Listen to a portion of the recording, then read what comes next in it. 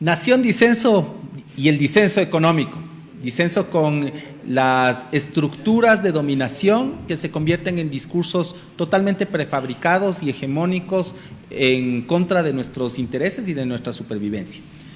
El día de hoy, este disenso económico lo compartimos enteramente con Emilio Uzcategui y vamos a abordar un tema que es de actualidad y que está en riesgo para los ecuatorianos, pero para un grupo muy especial que son los policías, a los cuales les expresamos nuestra solidaridad a los miembros de la Policía Nacional, tanto los activos como los pasivos, quienes están envueltos en una lógica de una estafa, que la vamos a explicar, y que esa estafa pone en riesgo incluso su jubilación y la vida de sus años ya de retiro.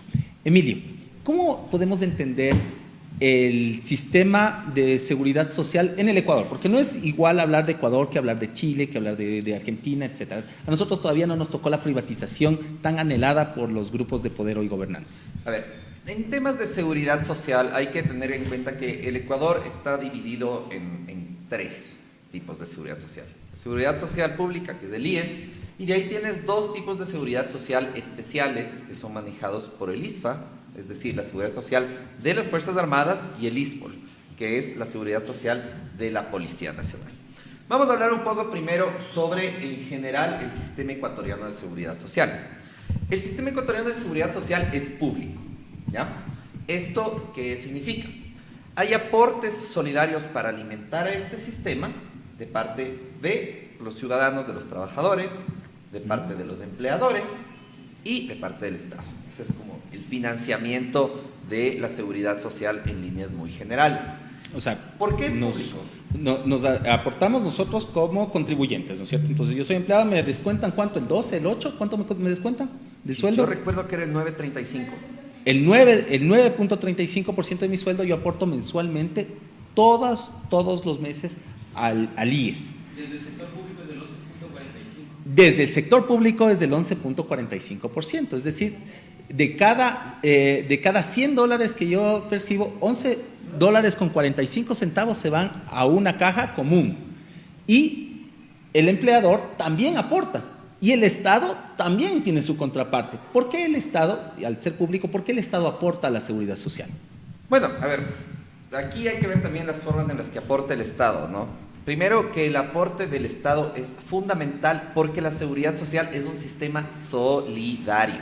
No se olviden de esta palabra, porque esta palabra es importantísima y es la razón por la cual la seguridad social debe permanecer siendo pública en el Ecuador. Vamos ahí con unos pequeños ejemplos, ¿no? Pongámonos en la situación, digamos que yo gano $10.000 al mes. Entonces me tocaría un aporte, si es que estuviera en el sector privado. Vine de dedo, por favor. $10.000. Imaginemos que yo me gano en el sector privado $10.000 al mes. Mi aporte al IES sería $935. Solo el mío personal, más el de mi empleador. Es un aporte altísimo, súper alto. Entonces, ¿qué pasa si es que yo comparo con un sistema, digamos, un seguro de salud privado? Un seguro de salud privado me puede dar mejores prestaciones, me costaría a mí mucho menos, pero ¿qué es lo que está pasando? Entonces digo, y por eso la gente se indigna, ¿no? Y de hecho lo que les estoy contando como ejemplo, es la base del discurso privatizador del IES. Pero ¿cómo? Si yo aporto tanto al IES, no recibo esa cantidad de prestaciones, el IES me está robando. No, amigo, ratito. Las personas que en el sector privado en Ecuador ganan más de $10.000, no deben ser ni 1.000 en todo el país, que ganen $10.000 o más. ¿Para qué sirve la seguridad social? ¿Y por qué es un sistema solidario? Porque es una caja común en la que aportamos todos, desde el ciudadano que gana $10.000 mensuales hasta el ciudadano que gana un salario mínimo vital. En Ecuador, la gran mayoría de ciudadanos ganan un salario mínimo vital y no $10.000. Entonces, la forma en la que se financian las prestaciones de la seguridad social son solidarias. Mi aporte ganando $10.000, esto es súper hipotético, ¿no? Ya quisiera ganar $10.000 mensuales. Pero bueno, mi aporte de $935 mensuales en realidad no es para mis prestaciones, ¿ya? Es para financiar las prestaciones de las personas que ganan mucho menos, que ganan un salario mínimo vital y que tienen derecho a un sistema de salud del IES realmente con capacidades plenas para tratar enfermedades graves, enfermedades catastróficas. Pero Yanedi Nostroza te diría, Emilio, si el resto quiere que trabaje, pues vagos.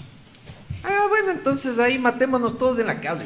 Pues, es decir, o sea, miren, cualquier actividad productiva, cualquier actividad económica, y miren, yo con esto no le resto mérito a los empresarios. Emprender en este país es tremendamente duro, Y las personas que lo han logrado y que tienen pequeñas y medianas empresas que les están sacando a flote, que han sobrevivido a la pandemia, les juro que merecen, vean, me saco el sombrero. Sin embargo, muchachos, queridos empresarios, todos estamos viviendo en el mismo país. Si a ustedes les va bien y a los demás no les va bien, eventualmente les va a dejar de ir bien a ustedes. Todo está interconectado, ¿ya? Entonces, sí, sobre todo en el tema de seguridad social, que es esta última instancia de cuidado, ¿ya? Que te maneja tu jubilación, que maneja tus prestaciones de salud. No podemos decir que cada uno vele por sí mismo, ¿ya? Eso sería reconocer que como sociedad somos inviables. Y yo me niego a creer eso. Yo personalmente me niego a creer eso. Entonces, esa es la idea de que el sistema, por eso el sistema de seguridad social público es solidario, ¿ya? Las aportaciones altas de quienes más ganan financian las prestaciones de quienes menos ganan. Y yo personalmente estoy muy de acuerdo con eso. Y yo también. Y creo que la gran mayoría de los ecuatorianos vamos a estar de acuerdo en que nuestra sociedad está caracterizada por algo que no es precisamente el egoísmo, sino la solidaridad como la base de la convivencia en comunidad, en sociedad. Y el primer acto solidario para un trabajador y para un empleador es contribuir de manera equitativa en la seguridad social. Ahora, Emilio, tenemos el fondo, ¿no es cierto? Dicen, me descuentan una cantidad X de mi salario, el empleador aporta y el Estado también aporta, ¿para qué? Para que sea sostenible el sistema. Y se van en 3 fondos. Un fondo de salud, un fondo independiente, que es el fondo de pensiones o de retiro, y el fondo de cesantía. Son 3 hilos diferentes. ¿Y cómo se vuelve sustentable? Porque siempre dicen, es que los cálculos actuariales demandan una reingeniería de procesos en el Seguro Social. Lo mismo para el IES, lo mismo para el ISPOL y lo mismo para el ISFA. No necesariamente. A ver, y aquí hay que, entonces has mencionado varios conceptos que hay que atender. Efectivamente, esas 3 prestaciones que tú mencionaste son las principales, las prestaciones de salud, de jubilación y de cesantía. Estas se manejan de manera independiente. ¿Y por qué se manejan de manera independiente y por qué está bien que se manejen de manera independiente? Les pongo un ejemplo. Para las prestaciones de jubilación, yo ahorita tengo 30 años, vengo aportando desde los 18 años y estoy lejos de jubilar.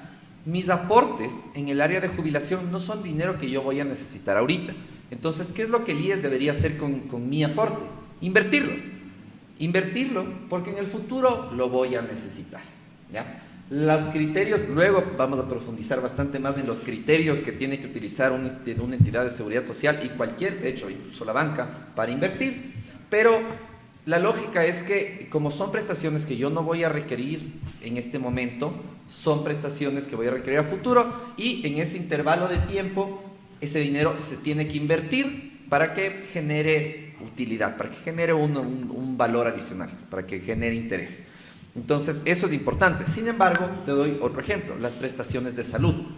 Las prestaciones de salud, en cambio, son prestaciones que sí se requieren ahorita.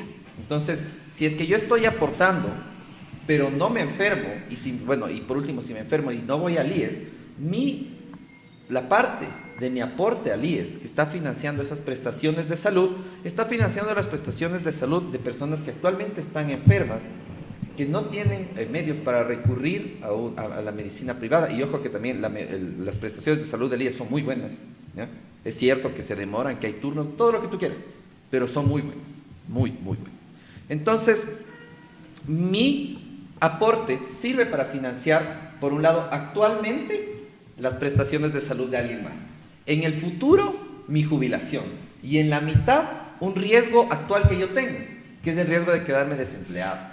¿Ya? Entonces, sí se ve la importancia de los aportes y de por qué estos tres tienen que manejarse por separado.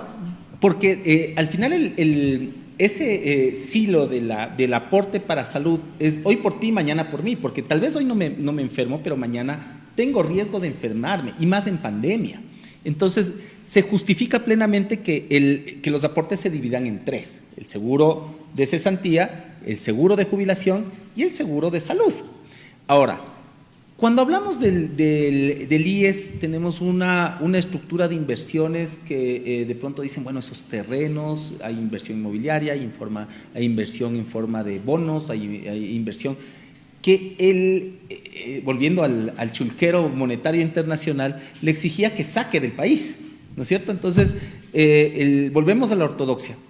Los fondos de las tres instituciones, ISFA, ISPOL y el IES, deben ser fondos que sirven para depositar fuera, para mantener liquidez inmediata, o fondos de desarrollo. ¿Cómo ves tú eso? No, de ninguna manera tienen que ser fondos que se vayan afuera. ¿Por qué? A ver, y aquí les voy a poner un ejemplo súper claro. ¿Saben qué es lo que hace Estados Unidos para construir mega obras de infraestructura? Lo que la lógica diría. Emite bonos que la seguridad social compra. Entonces, la lógica es, si yo, digamos que ahorita somos una masa laboral, la verdad no estoy actualizado en cuántas aportaciones, o sea, cuántos aportantes tiene el IES actualmente. Sobre todo después del 1.000.000 de despedidos y tal, porque la estadística era clara. Después de la austeridad, después de la pandemia, ya no sabemos quiénes mismos estamos trabajando. Pero bueno, en fin. El caso es que, ¿qué nos dice la lógica? Si es que yo vengo aportando tantos años, el IES tiene una cantidad de plata inmensa, ¿ya? Esa cantidad de plata inmensa no puede quedarse sentada, acostada en una bóveda, porque el dinero, siempre, incluido el dólar, siempre va a tener un comportamiento inflacionario, siempre, a no ser que haya algún fenómeno de deflación, que es muy excepcional, pero por lo general todas las monedas del mundo siempre tienen, y todas las economías del mundo tienen un comportamiento inflacionario. Esto significa que si yo soy el IES y cojo los aportes de todos y guardo, no sé, en efectivo, en un cuarto, estoy perdiendo plata. ¿Ya? El colchón bank no sirve para nada. El colchón bank no sirve para nada, ¿ya? Es simplemente sentar ahí a matar ese dinero. Entonces tengo que invertir ese dinero, ¿ya? Y las formas en las que invierto ese dinero es donde ya las cosas se ponen más interesantes, ¿no? Entonces tú dices, a ver, ¿cómo invertía el economista Posito en su época de ministro de Finanzas, y cómo direccionaban al IES para que saque la plata del país y financie esas mega obras, esas armas de los Estados Unidos de Norteamérica? Claro, exactamente. Entonces tienes este tipo de distorsiones, ¿no? Se dice, no, pero es que ¿cómo vas a invertir en el Estado ecuatoriano? ¿Cómo vas a invertir en bonos del Estado? Manda mejor a un fondo de inversión. BlackRock. A BlackRock. Manda a BlackRock Investment en Estados Unidos para que te genere una rentabilidad. Bueno, aquí también genera rentabilidad. Es decir, a ver, aquí hay otra cosa que desmitificar. Las tasas de interés que se cobran por mecanismos de endeudamiento interno, es decir, si el IES invirtiera en el mismo país, no son radicalmente distintas a las tasas de interés que pagan mandando el dinero afuera, pues. Entonces, estamos ante un sesgo. Y ese sesgo es que el Ecuador no hace nada bien, que todos somos unos pillos, que el Estado no sirve para nada, ese tipo de tonterías. La independencia de las finanzas públicas respecto de la política de desarrollo. Exactamente. Un mantra neoliberal del cual tenemos que sacudirnos. Es como que si nosotros, como grupo económico, supongamos que tenemos una familiaridad, y tú tienes un trabajo donde te va bien, ¿dónde invertimos ese superávit? ¿Dónde invertimos esas ganancias? Lo lógico es que invirtamos en el propio grupo. Claro. La economía solidaria se trata de eso. No, y además, incluso ya en las empresas grandes, aquí en Ecuador la mayoría de empresas son empresas familiares. Entonces, las utilidades de una empresa no es que necesariamente la gran idea es, si es que yo quiero mantenerme produciendo, es invertir en otro lado, sino invertir en mi misma familia, pues en mi mismo grupo familiar. Claro. Pero bueno. A interés más bajo y con mayor rentabilidad. Entonces, si yo como Estado, y porque eso se le criticaba a la Revolución Ciudadana es que le cogió la caja chica de la seguridad social e invirtió en los proyectos, en los megaproyectos.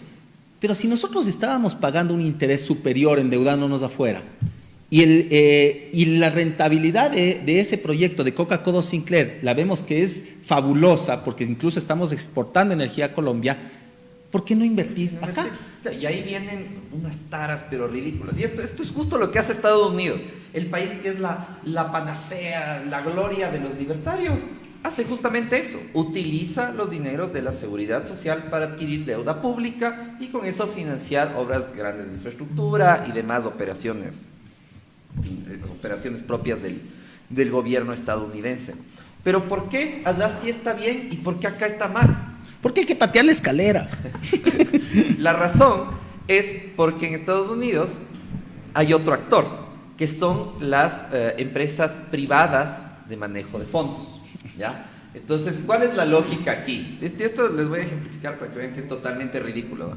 La lógica aquí es que los privados van a invertir y a cuidar mejor la plata.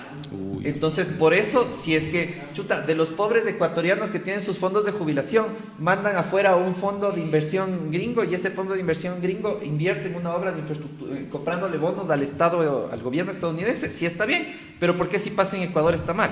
Es justamente por este sesgo de que lo público es malo y terrible. Y aquí les voy a hacer una reflexión, ¿no? Cuando tú tienes, por ejemplo en Chile, que tienes también este sistema de administradoras de fondos jubilares privadas, las comisiones que cobran estas empresas por colocación son brutales. Además de los incentivos que tienes, porque estás manejando una cantidad enorme de recursos. Préstate, no doy son tuyos. invirtiendo. Claro, préstate, doy invirtiendo. O ¿sabes qué? Coloquemos esto acá, o viene, claro, cualquier salida. ¿Sabes qué? Inviérteme esto acá, yo te pago el 5%, pero yo te doy tu comisión. Tengo un amiguito. Te doy tu comisión. Esos son el tipo de incentivos perniciosos que se generan cuando los sistemas privados de jubilaciones son los que manejan la plata de todo un país. Entonces, por eso es importante que se mantenga pública, ¿ya? Ahora, con esto, eso ojo, que en Ecuador tampoco es que está prohibido que tú tengas fondos de jubilación privados adicionales, ¿no? De hecho, hay algunos. Hay uno que se llama FP Génesis. Hay algunos, ¿ya? Que son fondos que hacen justamente eso, son fondos privados, pero son complementarios a la seguridad social.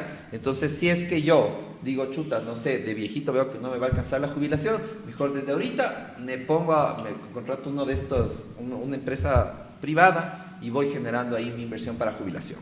Eso sí se puede hacer, ¿ya? El tema es que esencialmente el aporte a la seguridad social pública tiene que ser obligatorio porque es solidario y sobre todo porque ese sistema sí es eficiente. Ahora, ¿por qué estamos en el actual problema económico en el que nos encontramos? ¿Por qué tenemos que ir al chulquero de última instancia? Porque eliminamos los mecanismos internos de financiamiento. Entonces tenemos plata afuera o en el colchón bank mientras estamos pidiendo créditos. O sea, perdemos por todos lados, no tiene sentido. Y el único interés que está detrás de este tipo de movimientos financieros no es una cuestión técnica, no es este discurso ridículo de que lo privado se maneja mejor que lo público, eso no es cierto, ya. Pero esencialmente están los intereses de las entidades financieras que se mueren por echarle mano a las comisiones que significarían manejar el fondo, porque el fondo de jubilaciones, los generales fondos del IAS, es el fondo más grande que tiene el país. Vamos sobre el caso Ispol. Y nos queda mucha tela que cortar. Vamos a hablar del caso Ispol porque en las últimas horas, en los últimos días, ha suscitado un escándalo, no de las proporciones que debería, porque verdaderamente se descubre la punta del iceberg. ¿Y a qué voy con esto? El Ispol maneja un fondo de jubilaciones de alrededor de 1.500 millones de dólares. Cifra nada despreciable, considerando que el Ispol, a diferencia del IES, recibe mucho más subsidio estatal. Es decir, hay dineros públicos invertidos para garantizar. En mayor proporción que el IES, ¿verdad? Ojo, el Estado a los policías y a los militares les financia las jubilaciones en mucha mayor proporción que a los ciudadanos comunes y corrientes. Por eso las jubilaciones de los policías y militares son mucho más altas que las de un ciudadano común y corriente. Y con un razonamiento importante detrás, porque el riesgo que tiene un policía o un militar por el manejo de sus actividades tiene un tratamiento diferente al del civil. Podamos o no estar de acuerdo con ello, pero es un sistema diferente. Mira, me parece altamente cuestionable esa afirmación. Es cierto que por su línea de trabajo están expuestos a otro tipo de riesgos, pero no obedece, o sea, la razón de que existan el ISPA y el ISPOL no responde, no obedece a ese razonamiento, obedece a la historia política del Ecuador. Y esto pasa en toda América Latina, ¿no? Esto es típico. Y ustedes, a ver, vamos a ejemplificarle. Dirimente y no deliberante, ¿te suena algo? Claro. Históricamente, la mayoría de gobiernos ecuatorianos no han tenido apoyo, no han tenido grandes bases de apoyo popular. Por eso tumbamos presidentes a cada rato, por eso, bueno, el país es un caos. En realidad, la única ocasión en la historia reciente en la que ha existido estabilidad política fue en los 10 años de la Revolución Ciudadana. Fuera de eso, interinazgos, presidentes que no cumplen sus periodos, o algo como lo que estamos viviendo ahorita, que es el cuarta vicepresidenta. Cuarta, pero el secuestro de los fondos públicos para pagar exclusivamente a la fuerza de represión del Estado para mantenernos a todos a raya. Exacto. Entonces, si tú manejas un gobierno que decide en contra de la gente, que no tiene apoyo social y que no está actuando de forma democrática, ¿qué pasa? La gente se levanta y te cae a palos. ¿Y cuál es la única forma de que no te caigan a palos? Cayéndoles a palos tú. Y ahí es cuando te explicas por qué la policía y los militares tienen una serie de beneficios que no tenemos los ciudadanos comunes. Yo me acuerdo el 30 de septiembre que los policías se quejaban porque les quitaron el bono de fin de año, pero no decían que se les subió el sueldo. Tampoco decían que el ISFA y el ISPOL manejaban ingentes recursos a diferencia proporcionalmente mucho mayores a diferencia del IES. Bueno, prebendas históricas, pero los policías no tienen la culpa. No, por supuesto. Nuestros policías son... Miren, yo a veces, yo creo que esta es quizás una... Lamentablemente en la situación actual a los policías se les ha puesto en la posición de reprimir a sus propios familiares y yo no me puedo imaginar lo doloroso que debe ser eso. Y bueno, tienes un sistema de aportación del ISPOL en este caso que les descuentan a los policías, aportamos todos mediante nuestros impuestos a ese fondo de pensiones. Ahora, ese fondo de pensiones de $1.500 millones está en entredicho. ¿Por qué, Emilio? ¿Por qué? Porque igual que en el IES, igual que de hecho en algún banco, igual que en cualquier entidad que maneje dinero, ese dinero tiene que ser invertido. Y ahí viene la pregunta, ¿cómo y dónde inviertes $1.500 millones para generar rentabilidad? Y aquí, sobre todo, viene otro factor muy importante. A diferencia de un banco que igual maneja las inversiones de sus clientes y de sus depósitos, el ISPOL maneja dineros públicos, es decir, dineros de todos los que no somos policías y que no tenemos nada que ver. ¿Ya? Maneja dineros de todos. ¿Pero quién define eso? ¿Quién define dónde pones la plata? Bueno, el ISPOL se maneja con una directiva. Esa directiva tiene y se maneja también no con criterios tan técnicos como quisiéramos. O sea, desde el 2018, quien preside el directorio del ISPOL es la inefable María Paula Rom. Efectivamente. El ISPOL, el directorio del ISPOL, que de hecho es la instancia máxima es la máxima instancia de toda la organización, ¿no? Es la que maneja y decide todo en última instancia. Y es presidida por su estatuto, por el Ministerio del Interior, ahorita, y bueno, que ahora ha terminado en el Ministerio del Gobierno. Y la persona, el ministro, es quien preside esta instancia y quien tiene la última palabra como directorio sobre todas las operaciones de inversión que se realizan con el dinero de todos los policías y de todos nosotros, porque como ya quedamos, el Estado le da un aporte mayor al ISPOL que al IES. Entonces, la ministra del Interior es la que decide en última instancia dónde invierte la plata de todos los policías y de todos nosotros. El voto dirimente. Ahora, se hace un escándalo por dos tramos. 500 millones de dólares que se invierten en deuda externa, es decir, compra bonos de deuda a través de un operador. ¿Cómo escogieron a ese operador? ¿Cómo escogieron a esa casa de valores? Y 300 millones de dólares que los invierten en un tramo de deuda interna. Muy bien, da liquidez. El pecado no está en invertir en deuda soberana. El pecado está en saber cómo invierte y quién va a ser el operario de esos fondos. Para Estados Unidos es súper claro. Emite dinero la Reserva Federal y opera mediante subasta pública. BlackRock invierte en Apple, en distintas empresas como incluso Amazon. Pero en el caso de ISPOL queda un ejemplo que yo quisiera llamar la atención. Ha llegado a nuestra redacción una serie de documentos en las cuales aparece este nombre, McTrade, como una empresa a la cual el grupo Proinco, que su titular está ahora en Latacunga guardando cárcel por estafa, utilizó sin beneficio de inventario una inversión del ISPOL para jugar a la ruleta rusa. ¿Y qué es McTrade? A ver. Imagínense si ustedes tuvieran $1 millón.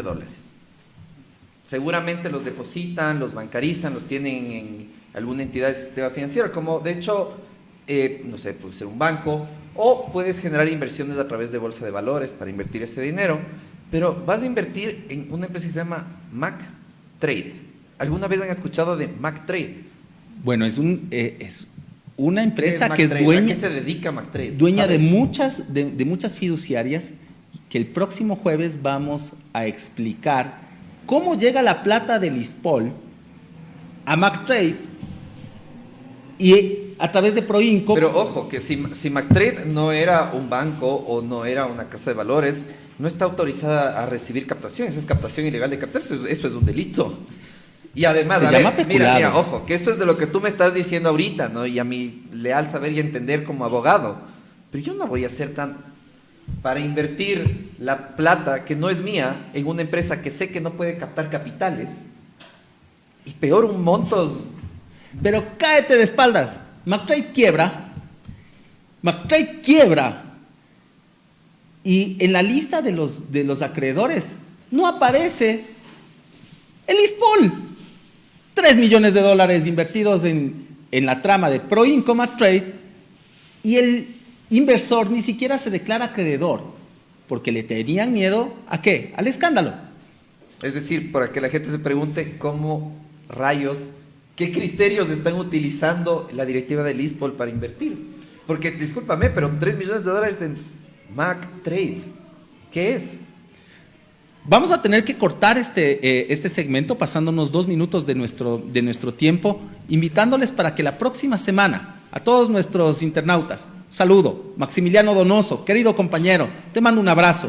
Te mando un abrazo también, Jacqueline Morales, afectada de la banca, a quien le persigue y le acosan mediante denuncia pública, le acosan diariamente por pagar esos préstamos que no tienen forma de ser pagados de una manera en la cual fue concebida previa a la pandemia.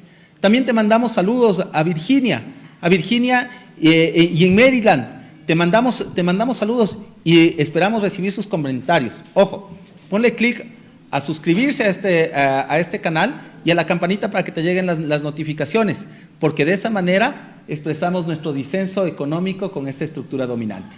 Muchísimas gracias a todos, espero vernos pronto en la siguiente. Muchas gracias a ti por la invitación, Víctor. El día jueves. Muchas gracias.